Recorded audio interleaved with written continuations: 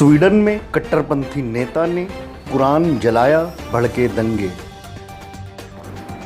आजकल सत्ता की कुर्सी हड़पने का सबसे आसान तरीका लोगों की धार्मिक भावनाओं को आहत करके लोगों में धार्मिक जहर और नफरत फैलाकर सत्ता की कुर्सी हासिल करने का नेताओं का मनपसंद शॉर्टकट बन चुका है। इस धार्मिक शॉर्टकट का इस्तेमाल कुछ देशों में बड़ी तेजी से हो रहा है। तो आज हम बात कर रहे हैं यूरोपीय देश स्वीडन की, जहां आजकल धार्मिक हिंसा व आग भड़की हुई है। इस रिपोर्ट में हम आपको पूरी कहानी बताएंगे।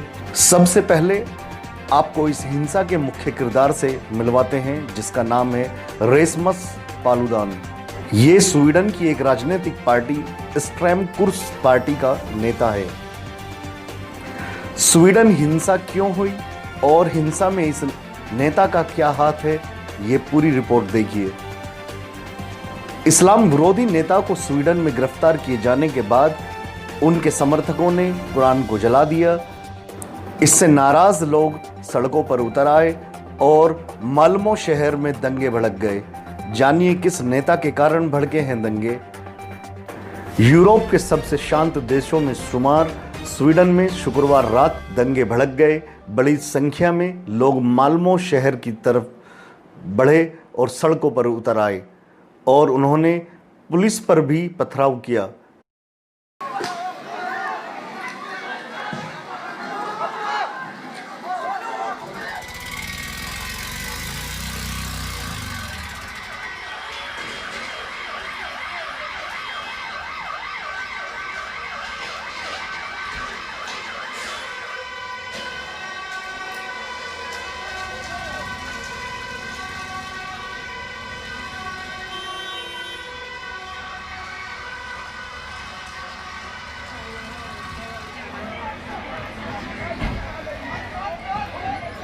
इस दौरान प्रदर्शनकारियों ने सड़क के किनारे खड़ी कई कारों में आग लगा दी। हिंसक भीड़ को काबू करने के लिए पुलिस ने आंसू गैस के गोले दागे और प्रदर्शनकारियों को हिरासत में भी लिया। कैसे भड़की स्वीडन में हिंसा? स्वीडिश अखबार आफ्टोनब्लैड की रिपोर्ट के अनुसार स्वीडन की राष्ट्रवादी पार्टी स्ट्रैम कुर्स के नेता रेसमस पालुदान को गुरुवार को माल्मो शहर में नॉर्डिक देशों में इस्लामीकरण पर आयोजित एक सेमिनार में हिस्सा लेना था, लेकिन स्थानीय प्रशासन ने कानून व्यवस्था को ध्यान में रखते हुए रेसमस पालुदान को अनुमति देने से इनकार कर दिया था।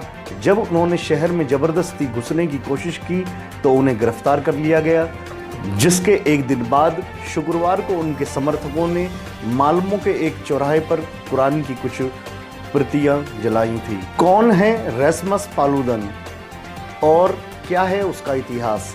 रेसमस पालुदान स्वीडन की राष्ट्रवादी पार्टी स्ट्रैम कुर्स के शीर्ष नेता और वकील है। उन्होंने 2017 में अति राष्ट्रवादी पार्टी स्ट्रैम कुर्स की स्थापना की थी। कई वीडियोस में उन्हें मुसलमानों के विरोध में बात करते या कुरान का अपमान करते देखा जा सकता है। रेसमस इसे अपनी अभिव्यक्ति की स्वतंत्रता बताकर डिफेंड करते रहे हैं। शुक्रवार को स्वीडन में उनके प्रवेश पर 2 साल के लिए प्रतिबंध लगा दिया गया है। कई बार मिल चुकी है सजा। जून में पालुदान को अपनी पार्टी के सोशल मीडिया चैनलों पर इस्लाम विरोधी वीडियोस पोस्ट करने के आरोप में दोषी ठहराया गया था, जिसके लिए उन्हें 3 महीनों की जेल की सजा सुनाई गई थी, लेकिन उन्होंने कानून का पालन करने से मना कर दिया था। 2019 में उन्हें नस्लवादी भाषण देने के लिए 14 दिन सशर्त कारावास की सजा सुनाई गई थी। जून में उन्हें नस्लवाद, मानहानि और खतरनाक ड्राइविंग सहित 14 मामलों में दोषी पाया गया था, जिसके लिए उन्हें 2 महीने की सजा सुनाई गई थी। नॉर्डिक देश में मुसलमानों पर विवाद क्या है?